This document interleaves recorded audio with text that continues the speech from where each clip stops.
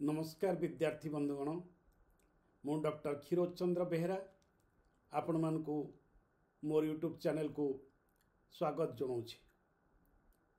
आपण मानक अनुरोध रे आज आउ एक नूतन अध्याय नहीं आसी। आपण माने अनुरोध करथिले अनुवादक उदयनाथ षडंगी अनुवाद कलाकौशल संपर्क रे आलोचना करने निमित्त आपण मानक अनुरोध को सम्मान जणाइबा को जाई मु आज अनुवादक उदयनाथ षडंगी अनुवाद कला उपरे आलोचना करुछि। ओडिया साहित्यर इतिहास रे जो केते जन कुशली साहित्यिक नीरव साधना रे समय अतिबाहित करती सेमानक मध्यरु अन्यतम होउचंती उदयनाथ षडंगी। उदयनाथ षडंगी केवल जड़े अनुवादक नुहे, जड़े उच्चकोटीर साहित्यिक, विशेषतः शिशु मानक निमित्त साहित्य रचना से अग्रगण्य अग्रगामी बहु कृतित्व से अर्जन करचंती शिशु मानक निमित्त साहित्य रचना रे। ता सहित से अनुवाद कलारे मध्य अत्यंत धुरीण। आजीवन गांधीवादी आदर्श को निज जीवनर आदर्श भाव से ग्रहण करथिले। छात्र थिबा समय रे सप्तम श्रेणी रे 1921 बेलू से असहयोग आंदोलन रे जोग देइथिले एवं परवर्ती पर्याय रे सांबादिकता और साहित्य साधना सहित से घनिष्ठ भाव में जड़ित हो रही एवं समाज अनुष्ठान सहित आमर संवादपत्र समाज ता से अनुष्ठान सहित से शेष पर्यंत जड़ित हो रही। 1905 मसीहा फगु दशमी दिन अविभक्त कटक जिलार जगतसिंहपुर सब डिविजन जहाँ ए गोटे जिला से ही सब डिविजन अंतर्गत श्रीपुर बा सीपी ग्राम रे से जन्मग्रहण करथिले।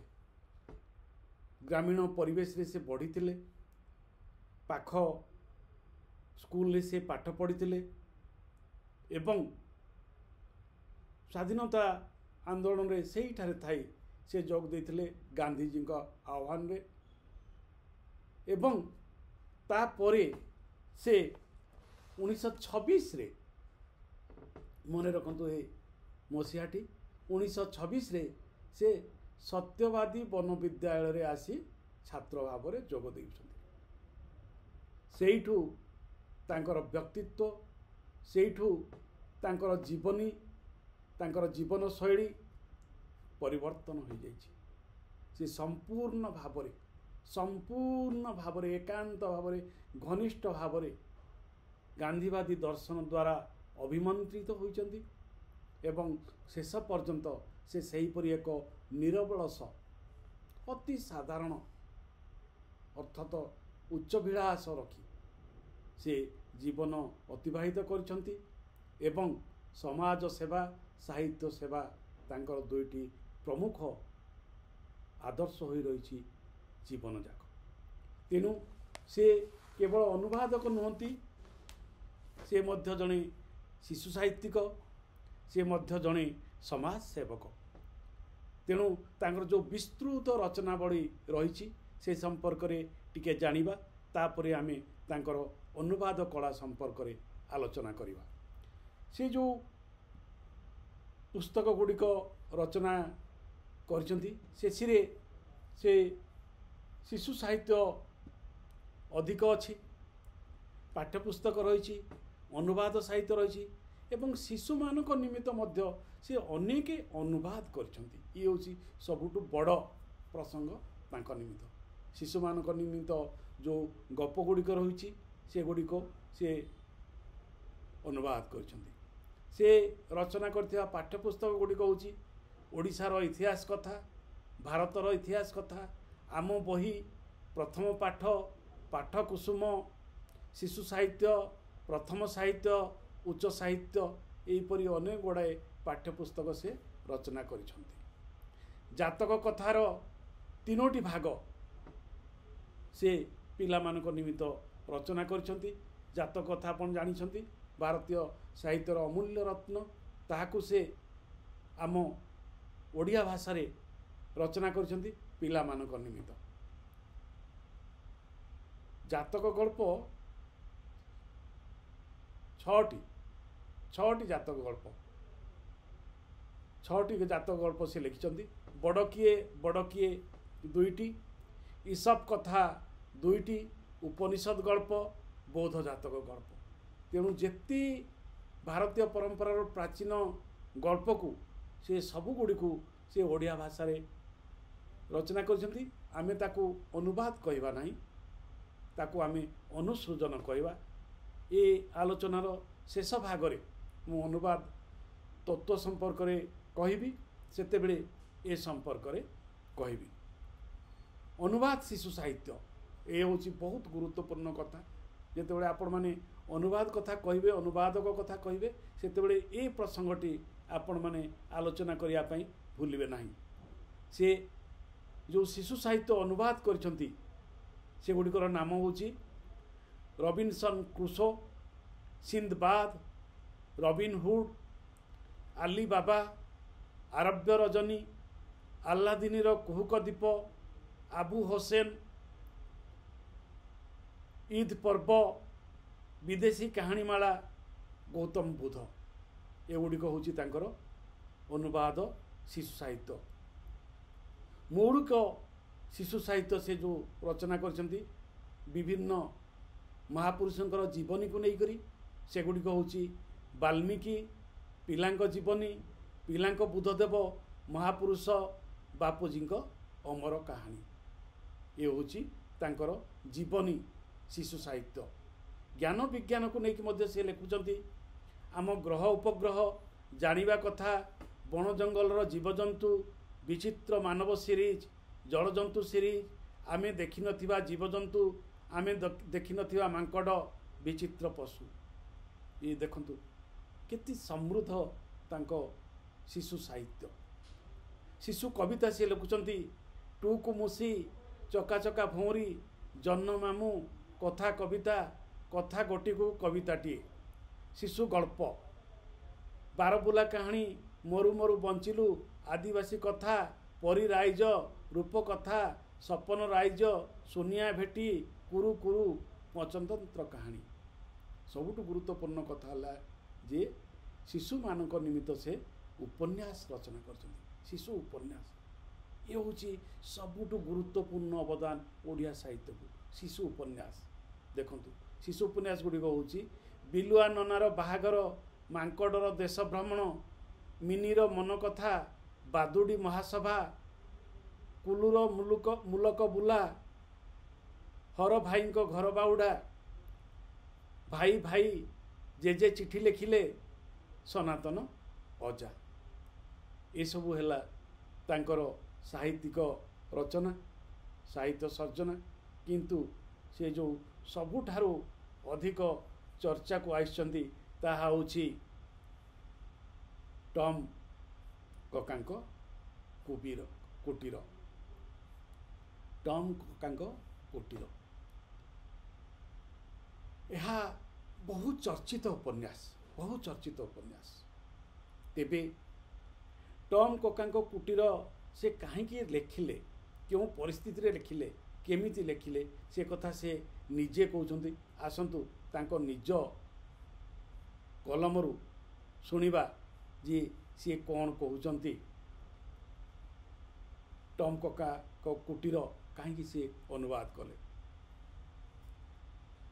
1925 मसीह सत्यवादी बिहार छात्र सेवा थिबा समय इंग्राजी पाठ्यपुस्तक थिला खंडिए गद्य संकलन। से गोटे अध्याय थिला टॉप्सी। मन रखंतु नेट रे ए गुडी को प्रश्न आसीबो टॉप्सी।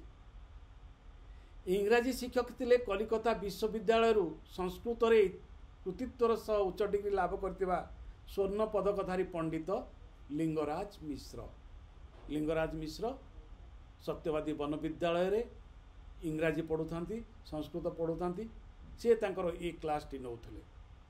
आम मानकु पढ़ाइला बेले पूर्वापर संगतिर सहित एभली प्रांजल भाव बुझाई देइथिले जे द्वितीय थर कौनसी प्रश्न करिवार छात्र मानकु पड़ू नथिला। ए थिला सत्यवादी वन विद्यालयर शिक्षादान पद्धति। सेतिक बेले जानिथिली अंकल टम को कैबिन नामक अमेरिकार एक विश्वविख्यात उपन्यास रे टप्सी गोटाए अध्याय मात्र। सेही दिनु बहीटी पढ़िया को प्रबल आकांक्षा होइतिला, मात्र कौनसी ठारे बही पाई नथिली। सेतेबेले कटकर कौनसी सिनेमा हॉल नथिला। सबाक चलचित्र निर्माण कल्पनातीत थाए। सबाक अर्थात संलाप थिबा, डायलॉग थिबा सिनेमा से पर्यंत आसी न थाए। निर्बाक अर्थात संलापहीन केवल नीरव सिनेमा सेतेबेलकु चली थाए। से समय कथा से कहते। कलिकतार गोटे भ्राम्यमाण कंपानी अस्थायी छपर घर निर्बाक चलचित्र देखा आसीथिले। तांकर प्रथम सिनेमा थिला अंकल टम कैबिन। लाग लाग 3 थर ताहा देखा जाइथिली। देखिछि प्राय प्रत्येक दर्शकों आखिरु लुह गड़ाई ओ चूचा करिसंती। तेणु प्रथमे टप्सी तापरे अंकल टम कैबिन नामक एक निर्बाक सिनेमा। ये दियोटी तांको हृदय को गभीर भाव प्रभावित करथिला। एवं तापरे से कौन करिसंती देखंतु। तत्परे कलिकतार इंग्राजी बही दोकान को चिठी लिखिली। 3टी दोकानरू नास्ति सूचक उत्तर मिलला। शेष चेष्टारे बंगाली अनुष्ठान कमला बुक डिपोरू बही मिलला। से अंकल टम कैबिन बहीटी कमला बुक डिपो रु प्राप्त होइतिले कलिकतारू डाक जगे। 3-4 थर पढ़ी सारा पर अनुवाद रे हाथ देली। गोटे अध्याय लिखि मेसर बंधु मानकु देखाए। समस्ते अनुकूल मत दियंती। बंधु दामोदर मिश्र समस्त पांडुलिपि नहीं लक्ष्मीनारायण पट्टनायक को देले। तांकर उपदेष्टा थांती। लक्ष्मीनारायण पट्टनायक संपर्क रे आपण माने जदि जानि नाहंती ताहले जानतु से बिजू पट्टनायकर पिता थिले, बापा थिले एवं से कटक रे पुस्तक प्रकाशक थिले। सेही लक्ष्मीनारायण पट्टनायक को ए पांडुलिपिटी दियागला। तांकर उपदेष्टा थांती उत्कल साहित्यर संपादक प्रतिष्ठित साहित्यिक विश्वनाथ कर। ये घटना गुड़िक मन रखंतु, कारण पुस्तक प्रकाशन सहित ये घटना गुड़िक जड़ित अच्छी। अनेक समय एमिति प्रश्न मध्य आसी जाय थाए। तेणु प्रथमे पांडुलिपिटी लक्ष्मीनारायण पट्टनायक को प्रदान करागला। लक्ष्मीनारायण पट्टनायक प्रकाशन संस्थार परामर्शदाता थांती विश्वनाथ कर। उपदेष्टा थांती विश्वनाथ कर। विश्वनाथ कर से पुस्तकटी पढ़ुचंती। से बहीटीर विशेषतः भाषा और प्रकाश भंगीर उच्च प्रशंसा करी निज प्रेस रे छपाइले और लेखकों को प्रूफ देखा भार देले। जितेबाला दीर्घ प्रश्न उत्तर लिखिबे सेतेबेले ए प्रसंग गुड़ी को निश्चय जोड़िबे। ताहेले आपण को अध्ययन गभीरता एवं आपण मान अध्ययन प्रसारणशीलता आपण माने केती अध्ययन करछंती ए संपर्क रे सूचना पाइबे परीक्षक। 1934 डिसेम्बर मासर यार प्रथम संस्करण प्रकाश पाइथिला। मन रखंतु प्रथम संस्करण केबे प्रकाश पाइथिला 1934 मसीह। ये उपन्यास संपर्क रे निजे लेखक कौन कहउचंती, कौन परिचय प्रदान करछंती। सहृदय मिसेस टोंक अमर लेखनी प्रस्तुत अंकल टम्स केबिन टम ककांक कुटीर पूर्वे अमेरिकार कृत दासदासी उपरे होतुवा अमानुषिक अत्याचार गोटे ज्वलंत चित्र। यह लिखिछंती मिसेस टो। निरीह निराश्रय आफ्रिकावासी निग्रो मानकु दक्षिण आफ्रिकार धरी आनी अर्थलोलुप निष्ठुर अर्थग्रधु दास व्यवसायी माने किपरि गृहपालित पशु परि अमेरिका रे विक्रय करुथले, क्रेता किपरि से कृतदासी मानक उपरे अत्याचार करथुले, देश प्रचलित आईन किपरि ए प्रथा को सहाय्य करथुला, हाट बजार किपरि से मानकु लुहर गृहर जड़ संपत्ति भली नीलाम कराउतला ताहा पाठ कले आजिकल जेकोसी पाठक विस्मृत हुए। Mrs हारिएट Elizabeth Beecher स्ट्रो terms cabin रो लेखिका होचंती मिसेस हारिएट एलिजाबेथ बीचर स्ट्रो। अमेरिकार लिचरफिल्ड सहर में जन्मग्रहण करथिले। अमेरिका आविष्कृत होला परे यूरोप विभिन्न देशरू जेतेबेले हजार हजार परिवार निजर भाग्य परिवर्तन आशारे सेटाकू जाइथिले सेही समय स्ट्रोंग पूर्वपुरुष इंग्लैंड रू जाई सेठरे काम करथिले। स्ट्रोंग जन्म 1982 ख्रीष्टाब्द। ये बहीटी किपरि समग्र विश्व संस्कृति को परिवर्तन कर देथिला से संपर्क रे टिके सुनंतु। अंकल टम केबिन उपन्यासटी किपरि विश्व संस्कृति को परिवर्तन करथिला, विश्व चेतना को किपरि प्रभावित करथिला सुनंतु। 1852 मसीह पुस्तकटी प्रकाश पाइला। आमर बहीटी बाहर 1934 रे, मूल इंग्राजी ग्रंथटी प्रकाश पाउछि 1852 रे। एगुड़िक मध्य प्रश्नर परिसरभुक्त रहे। 1852 मसीह पुस्तकटी प्रकाश पाइला। प्रथम दिन ही सही सहर में 3000 पुस्तक बिक्री होईगला। समग्र युक्तराष्ट्र रे सामान्य केते सप्ताह मध्य 3 लाख पुस्तक निशेष होइतिला। अल्प दिन भितर पुस्तकर ख्याति सारा यूरोप और कनाडा रे व्यापीगला और विभिन्न प्रकाशन संस्था आग्रहता प्रकाश करने को चुक्तिबद्ध हेले। अमेरिका अपेक्षा यूरोप रे पुस्तकर ख्याति और आदर बहुत बढ़ीगला। केवल इंग्लैंड रे प्रथम 5 वर्ष मध्य यही उपन्यास 15 लाख बिक्री होइतिला।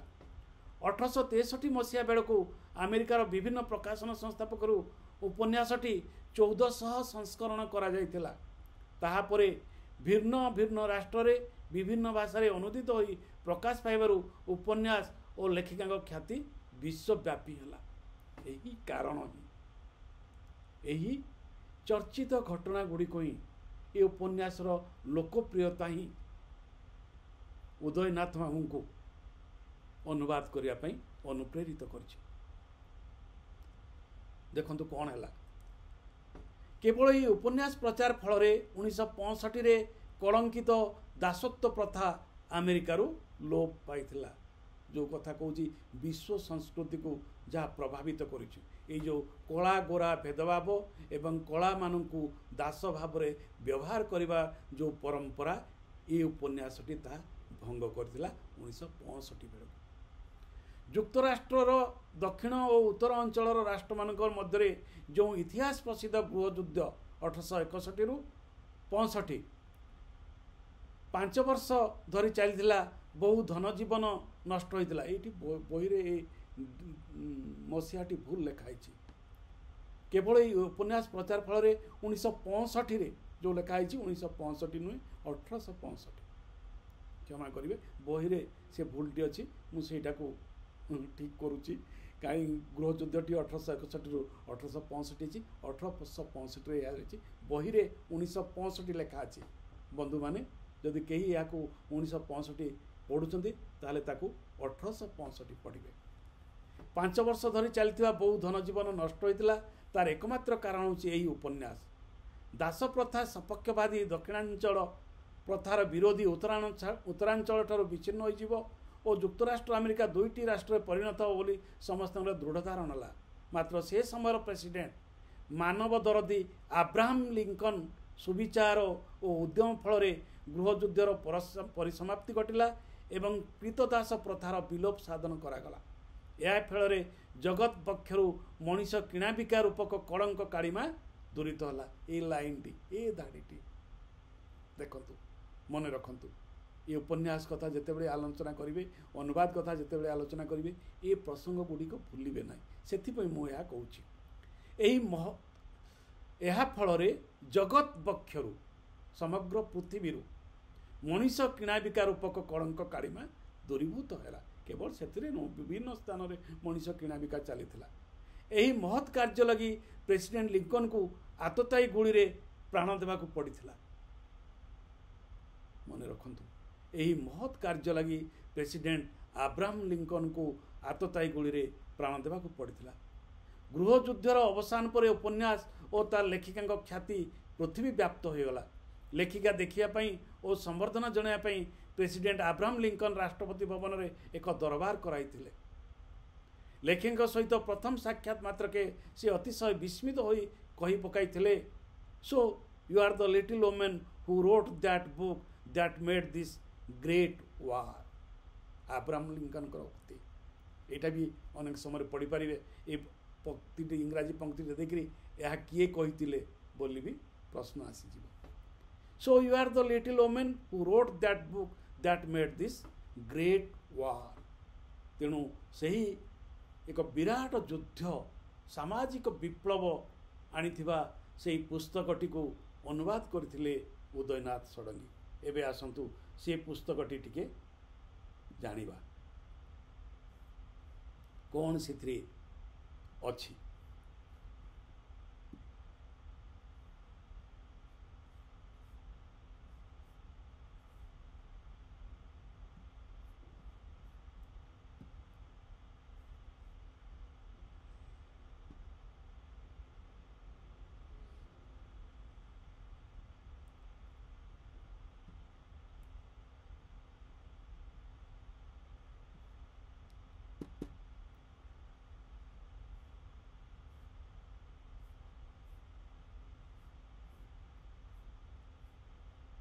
टॉम कंका कुटीर प्रथम परिच्छेद। शीत दिन पदारे बहुत बरफ पड़ुछि। देखो गोटे शब्द ये अनुवाद पदारे आमर पूरा पूरी लौकिक गाँवली शब्द बाहर भी होता आउ कौन भी लिखा दे पारता अगणा भी कह पारता आउ कौन भी किंतु पदारे गोटे अति गाँवली। तो ये जो अनुवाद कला ये रोचे केते लौकिकतार सहित केते आंचलिकतार सहित गोटे बाह्य कथा वस्तु को निज परिवेश रे आनिकी थोईदबा ये होची अनुवाद कला। एइथिपई से कृतित्व हासिल करछन्ती। आमे ताको प्रशंसा करूचे। एइथिपई आज से तांकर अध्ययन रो विषय वस्तु हो जाइछन्ती उदयनाथ षडंगी। शीत दिन दुईटी शब्द रे गोटे वाक्य शीत दिन केते कथा कहि जाउची गोटे छोट वाक्यटे। शीत दिन पदारे बहुत बरफ पड़ुछि भयंकर ठंडा। फिर छोट वाक्य भयंकर ठंडा। तेणु ये गोटे परिवेश निर्माण होछि। भारत वर्ष रे भयंकर ठंडा हुएनि बरफ पड़ेनि। तेणु गोटे पाठकर कल्पना से देखिथिबा बरफ पड़ुथबा स्नो पड़ुथबा गोटे समयर कथा अंचल कथा ता विजन रे ता कल्पना रे दृश्यमान हो। तेणु अनुवाद कटिए अन्य गोटे पाठरू आनिकी निजी आत्मस्थ करी एक परिवेश निर्माण कर दउछि एवं सही परिवेश भितर पाठकटी तल्लीन हो जाउछि। आउ गोटे परिवेश रु आसी गोटे नूतन परिवेश सहित मिसी जाउछि लागुछि से परिवेशटी भी निजर एवं से भितर से निजे रहुछि। ये होछि अनुवाद कला। ये होछि एवं ये जो अनुवादटी से करछन्ती ये होछि अनुवाद ओडिया अनुवाद साहित्यर प्रथम पर्यायर ये रचना प्रथम पर्यायर अनुवाद। सेमती गोटे विराट इतिहास नथिला जोटी से अनुवाद करिसन्ती। ये कथा मध्ये आपण माने उल्लेख करिवे। ओडिया अनुवाद साहित्यर ये प्रथम पर्यायर अनुवाद 1934 रे 1934 बेलको बेसी पुस्तक अनुवाद हेई नाही। ये प्रथम पर्यायर अनुवाद आदि पर्व ओडिया अनुवाद साहित्यर आदि पर्वर ये रचना एवं सेथरे पुनी केते कला कुशलता भर रही केते सौष्ठव रही सौष्ठव्य सौकुमार्य रही गोटे पढ़ी शुणेबी इंग्राजी रे ताहा पूरा अलग अच्छी पूरा इंग्राजी रे ताहा पूरा अलग अच्छी एटी पूरा भिन्न अच्छी एवं गोटे आत्मीय परिवेश रे तैयारी होची। घर भितर दुईटी चौकी रे दुई जन भद्रलोक सामना सामनी बसिछन्ती। आगर टेबुलटी खूब सुंदर भाव सजाई घरटीर साजसज्जा मध्य बड़ मनोहर।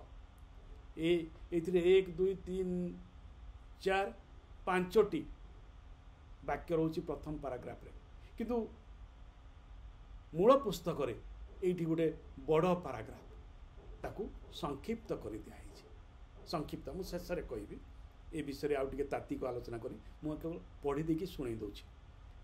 से दुई जनक भितर जणे से घरर मालिक नाम अर्थर सेल्बी अन्य जनक गोटे दक्षिण प्रदेशीय दास व्यवसायी चाकर चाकराणी गोटे स्थान किणी अन्य स्थान रे बेसी दाम रे बिकिबा ताहार कार्य नाम हेली। हेली प्रथमे गरीब थिला, केवल दास व्यवसाय करी वर्तमान बड़ महाजन होईछि। बहुत टंका कारबार। प्रथमे ताको केही पचारु नथिले, भद्रलोक मानक पाखरे तार स्थान नथिला। वर्तमान प्रचुर अर्थर मालिक होई भद्रलोकଙ୍କ सागरे मिशामिशी करुछि। भद्रलोकଙ୍କ चालीचलन ढंग ढांग अनुकरण करी चलुछि। एई जो वर्णना, एई दुईटी पैराग्राफ वर्णना सेठारे गोटिए पृष्ठार वर्णना।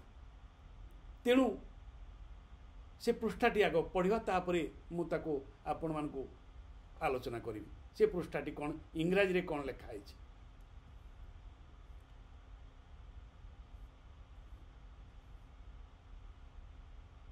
देखंतु अंकल टम्स केबिन लिखुचंदी एवं लाइफ एमंग द लोली बोली गोटे टाइटल रही। ये टाइटल को सी अनुवाद करूना। चैप्टर 1 परिच्छेद 1 से लिखुचंदी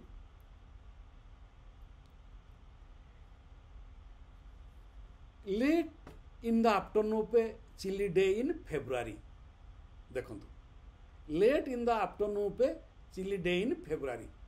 ये जो इतनी लंबा वाक्य फेब्रुआरी रो गोटे विलंबित अपराह्न, यह भी लिखा जाई पारि था। फेब्रुआरी रो एक विलंबित शीतुआ अपराह्न, late in the afternoon of a chilly day in February. फेब्रुआरी मासर विलंबित अपराह्नर एक शीतुआ द्वीपर, विलंबित शीतुआ द्वीपर एक भी सी लिखा जाता। सी एत बड़ वाक्यटी को दियोटी शब्द रे थईदेले शीत दिन एवं शीत दिन कहया परे सी आ गोटे कहउछंती पदारे बहुत बरफ पड़ुछि, भयंकर ठंडा। देखंतु केते इंटेंस, केते गभीर, केते अंतरंग। एटा को अनुवाद कहबानी, एटा को आमे कहबा अनुसृजन, रिक्रिएशन, रिट्रांसलेशन। एटा को कहा जाए नॉट ट्रांसलेशन, रिट्रांसलेशन, जहाँ को रिक्रिएशन बोध कहा जाए, जहाँ को आमे ओडिया रे कहूचे अनुसृजन। भावना भाववेग ताहा रहिबो, पुणी ता अधिक सांद्र भावे आमको आक्रांत करिबो। सेतिकी दक्ष होइतिले जाई जने अनुवादक एपरि अनुवादक करि परिबे। तापरे आउ टिके आगु जिवा। Two gentlemen were sitting alone over their wine in a well furnished dining parlor. दी जन भद्र व्यक्ति गोटे साजसज्जापूर्ण कोठरी रे वाइन नहीं बसीले। से कथा सी एक कथा सी उड़े देले, वाइन को उड़े देले, सी उड़े देले बसी दी जन बस। से कौन लिखुचंती देखंतु कौन लिखुचंती। घर भितर दुईटी चौकी रे दुई जन भद्रलोक सामना सामनी बसचंती। आगरे टेबुल टी खूब सुंदर भाव में सजा होची। घरटीर साजसज्जा मध्य बड़ मनोहर। एतिकी कथाटी को से छिड़े देले, कथाटी को शेष करदेले। कारण अन्य वक्तव्य गुड़िक आम पाई बा पाठक पाई एते गुरुत्वपूर्ण नुहे, जहाँ अमेरिकीय और इंग्राजी भाषा रो पाठक मान निमित्त। तेणु सी कहते in the town of AP in Kentucky. तेणु गोटे सहर नाम दिखाई, गोटे स्थानर नाम दिखाई, से गुड़िक छाड़देले। There were no servant present, and the gentleman with chairs closely approaching seems to be discussing some subject with great earnestness. ए वाक्यटी आदौ नाही आमर अनुवाद रे, ए वाक्यटी आदौ नाही। तेणु ए जो अनुवाद हला आपण मानकु मु तुलना करी देखैदेली जे अनुवादक आमर अनेक प्रकार अनुवाद रही। तेबे से अनुवाद भितर प्रथमटी होची आक्षरिक अनुवाद, द्वितीयटी होची मर्मानुवाद, तृतीयटी होची ଅନୁସୂଜନ ଏବଂ ଅନ୍ୟ ଗୋଟିଏ ହେଉଛି ଛାୟାନୁବାଦ। ତେଣୁ ଆକ୍ଷରିକ ଅନୁବାଦ ଯାହା ଲେଖା ହେଇଥିବ ତାହା ହିଁ ହେବ। ଏବଂ এই ଆକ୍ଷରିକ ଅନୁବାଦ କେଉଁଠି ହୁଏ ନା এই ଯେଉଁ ବିଭିନ୍ନ ନଥିପତ୍ର ଦଲିଲ ସେଇଠି ଆଉ ଏ ଅନୁସୃଜନ ଚଳିବନି। ଗୋଟେ ବ୍ୟାଙ୍କର ଫର୍ମ ବା ଗୋଟେ ସରକାରୀ ଦସ୍ତାବିଜର ଫର୍ମ ଦଲିଲର ଫର୍ମ ଓଡ଼ିଆରେ ଇଂରାଜୀରେ ରହୁଛି, ସେଇଠି କ'ଣ ଅନୁସୃଜନ ହେବ ନା, ସେଇଠି ଏକୁରେଟ୍ ପୁରା ସଠିକ୍ ଭାବରେ ତର୍ଜମା କରିକି ଶବ୍ଦମାନଙ୍କୁ ବ୍ୟବହାର କରାଯାଏ। ସେ ହେଉଛି ସେଠି ଆକ୍ଷରିକ ଅନୁବାଦ। ତେଣୁ ଆକ୍ଷରିକ ଅନୁବାଦ ମଧ୍ୟ ଅନେକ ସେଟାକୁ ଫେଥଫୁଲ୍ ବିଶ୍ୱସ୍ତ ଅନୁବାଦ ମଧ୍ୟ କୁହାଯାଏ। ଅତି ଫେଥଫୁଲ୍ ହେବା ଦରକାର, ବିଶ୍ୱସ୍ତ ହେବା ଦରକାର ସେ ଅନୁବାଦ, ନହେଲେ ଅନେକ ଭ୍ରାନ୍ତି ଅନେକ ସଂଶୟ ସୃଷ୍ଟି ହୁଏ। ଇଏ ହେଉଛି ଅନୁବାଦର ଗୋଟେ ମୌଳିକ ଗୁଣ। ଦ୍ୱିତୀୟଟି ହେଉଛି ମର୍ମାନୁବାଦ। ଅନେକ ଭଲ୍ୟୁମିନିୟସ୍ ଥାଏ, ବହୁତ ବଡ଼ ବଡ଼ ଲେଖା ଥାଏ ଯାହା ହୁଏତ ପାଠକ ପାଇଁ ଦରକାର ପଡ଼େ ନାହିଁ। ଯେମିତି ମୁଁ ଗୋଟେ ଗୋଟେ ଉଦାହରଣ ଦେଉଛି, ଗୋପୀନାଥ ମହାନ୍ତିଙ୍କ ପରଜା ଉପନ୍ୟାସ ବିକ୍ରମ ଦାସ ଅନୁବାଦ କରିଛନ୍ତି। ଗୋପୀନାଥ ମହାନ୍ତିଙ୍କ ପରଜା ଉପନ୍ୟାସ ଯେତେବେଳେ ଇଂରାଜୀ ଅନୁବାଦ କରୁଛନ୍ତି ସେତେବେଳେ ସେ ବହୁ ଅଂଶ ସେଠିରୁ ବିୟୋଗ କରିଦେଇଛନ୍ତି, ଛାଡ଼ି ଦେଇଛନ୍ତି। କାହିଁକି? ତାଙ୍କ ମତରେ ସେଗୁଡ଼ିକ ଉପନ୍ୟାସର କାହାଣୀର ଗତିବେଗକୁ ସୁଦୃଢ଼ କରୁନି, ତୀବ୍ର କରୁନି, ସେଗୁଡ଼ିକ ବିଶେଷ କିଛି ଆବଶ୍ୟକ ନାହିଁ ବୋଲି ମତ ପ୍ରଦାନ କରି ଆପଣମାନେ ପଢ଼ିବେ ବିକ୍ରମ ଦାସଙ୍କର ସେ ଟ୍ରାନ୍ସଲେସନ୍ ଏବଂ ଟ୍ରାନ୍ସଲେସନ୍ ସମ୍ପର୍କରେ ତାଙ୍କର ନିଜସ୍ୱ ମତ ସେଥିରେ ସେ କଥା ଉଲ୍ଲେଖ କରୁଛନ୍ତି। ତେଣୁ ସେଥିରେ କ'ଣ ହେଉଛି, ସେଇଟା ମର୍ମଟା ଯୋଉଟା କ୍ରିମ୍, ଯୋଉଟା ମୂଳ କଥା, ସେ ମୂଳ କଥାକୁ ଗୁରୁତ୍ୱ ଦେଇକି ଅନୁବାଦ କରାଯାଉଛି। ତେଣୁ ମର୍ମାନୁବାଦ ସେମିତି। ଏବଂ ମର୍ମାନୁବାଦ ଆଉ ଗୋଟେ ପ୍ରକାର ମଧ୍ୟ, ଯେ ବଡ଼ ଅଛି ବହିଟେ ଏବଂ ତାର ଛୋଟ କାହାଣୀଟିଏ ଆପଣଙ୍କୁ ତିଆରି କରିବା ପାଇଁ ପଡ଼ିବ। ତେଣୁ ଯୋଉଟା ମୂଳ କାହାଣୀ, ସେ ମୂଳ କାହାଣୀକୁ ଲେଖିଯିବାଟା ହେଉଛି ମର୍ମାନୁବାଦ। ତାପରେ ହେଉଛି ଅନୁସୃଜନ। ଏଇ ଯେଉଁ କଥାଟି ମୁଁ କହିଲି, ଅନୁସୃଜନ ହେଉଛି କେଉଁଠି ନା ଲେଖକ ନିଜର ସୃଜନଶୀଳ ଚିନ୍ତନ ମାଧ୍ୟମରେ ଗୋଟିଏ ମୌଳିକ ଗ୍ରନ୍ଥର ଆଉ ଏକ ପୁନର୍ଜୀବନ ପ୍ରଦାନ କରିବା, ଆଉ ଗୋଟେ ନୂତନ ପରିଚିତି ପ୍ରଦାନ କରିବା, ସେ ହେଉଛି ଅନୁସୃଜନ। ତାହା ମୌଳିକତାରେ ପରିପୂର୍ଣ୍ଣ। ତେଣୁ ମୂଳ ଗ୍ରନ୍ଥଟି ଯେମିତି ସୁଖପାଠ୍ୟ, ଯେଉଁ ପ୍ରଶଂସାର ପାତ୍ର, ଅନୁବାଦ ଗ୍ରନ୍ଥଟି ମଧ୍ୟ ଅନୁବାଦକଙ୍କର ନିଜସ୍ୱ ସର୍ଜନଶୀଳତାର ସ୍ୱାକ୍ଷର ବା ପରିଚାୟକ ହୋଇଥାଏ, ଯାହା ଏଇଠି ଆମେ ଉଦୟନାଥଙ୍କ ବାବୁଙ୍କ ପାଖରେ ପାଉଛେ। କେତେ ମୁଲାୟମ ଶବ୍ଦ ସବୁ ବ୍ୟବହାର କରୁଛନ୍ତି, ଲମ୍ବା ଲମ୍ବା ବାକ୍ୟ ସବୁ ଉପନ୍ୟାସରେ ରହିଛି, ସେ ଅତି ଛୋଟ 2ଟି 3ଟି ଶବ୍ଦରେ ଗୋଟେ ବାକ୍ୟ ତିଆରିଛନ୍ତି, ଯେଉଁଠିକି ପାଠକ ମନରେ ପ୍ରଭାବିତ କରୁଛି। ଆଉ ଗୋଟେ ହେଉଛି ଛାୟାନୁବାଦ। ଛାୟାନୁବାଦ ହେଉଛି ଯେ ମୂଳ ଗ୍ରନ୍ଥର ମୂଳ କାହାଣୀଟିକୁ ନେଇକି ଆଉ ଗୋଟେ ପ୍ରକାର ରଚନା କରିବା। ଛାୟାନୁବାଦ ଆମେ ପ୍ରାୟତଃ ସାରଳାଙ୍କ ମହାଭାରତକୁ କହିଥାଏ ଯେ ସଂସ୍କୃତ ମହାଭାରତର ଏହା ଏକ ଛାୟାନୁବାଦ। ମୌଳିକ କାହାଣୀଟି ରହିଛି, କିନ୍ତୁ କେତେ ନୂଆ କଥା ରହିଯାଇଛି, ବହୁ ନୂତନ କଥା ହେଇଛି ଏବଂ ବହୁ ଗୁରୁତ୍ୱପୂର୍ଣ୍ଣ ପ୍ରସଙ୍ଗ ମଧ୍ୟ ସେଥିରୁ ବିଦାୟ ଦିଆହେଇଛି। ଯେମିତି ଆପଣଙ୍କର ଶ୍ରୀମଦ୍ ଭାଗବତ ଗୀତାଟି ଗୋଟେ ମୂଳ ଅଂଶ, ବହୁତ ଗୁରୁତ୍ୱପୂର୍ଣ୍ଣ ଅଂଶ ସଂସ୍କୃତ ମହାଭାରତର, କିନ୍ତୁ ତାହା ସାରଳାଙ୍କ ମହାଭାରତରେ ଆଦୌ ନାହିଁ। ଠିକ୍ ସେହିପରି ଛାୟାନୁବାଦ। ତେଣୁ ଏଇ ଯେଉଁ ବିଭିନ୍ନ ପ୍ରକାର ଅନୁବାଦ ରହିଛି, ସେ ଅନୁବାଦ ଭିତରୁ ଏଗୁଡ଼ିକ ରହିଛି। ଏବଂ ଅନ୍ୟ ଯେଉଁ ଆପଣଙ୍କର ସିଏ ଅନୁବାଦ କରିଛନ୍ତି, ବିଶେଷ କରି NBT ଯେଉଁଟା ଛାପିଛି ପ୍ରେମଚନ୍ଦଙ୍କ ଯେଉଁ ଇଦ୍, ତାହା ମଧ୍ୟ ଅତି ସୁଖକର, ଅତି ଚମତ୍କାର ହେଇଛି, ପ୍ରଭାବିତ କରିଛି। ସେ ବହିଟି ପଢ଼ିଲା ବେଳକୁ ତ ଆଖି ଜକେଇ ଯିବ, ଏତେ ଗଭୀର ସାନ୍ଦ୍ର ଭାବରେ ସେ ତାର ଅନୁବାଦ କରିଛନ୍ତି। ତେଣୁ ଗୋଟିଏ କଥା ମୁଁ କହି ରଖିବି ମୋର ପ୍ରିୟ ବିଦ୍ୟାର୍ଥୀମାନଙ୍କୁ, ଉଦୟନାଥ ଷଡ଼ଙ୍ଗୀ ଅନୁବାଦକ ନୁହନ୍ତି, ଜଣେ ଅନୁସୃଜନକାରୀ।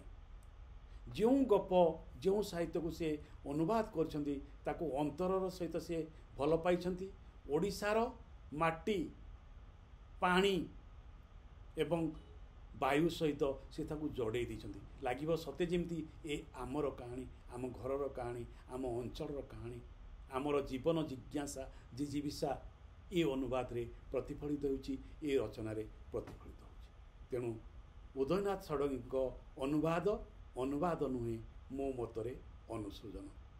विद्यार्थी बंधुगण आज एतिकी आपण मानकु ये आलोचना किपरि लागिला कमेंट बॉक्स रे निश्चय लिखिबे एवं परवर्ती अध्याय से संपर्क में आमे आउरी अधिक आलोचना करिबा। आपण माने जो परामर्श प्रदान करिवे से अनुसार आमे ये आलोचना को आगु नबा।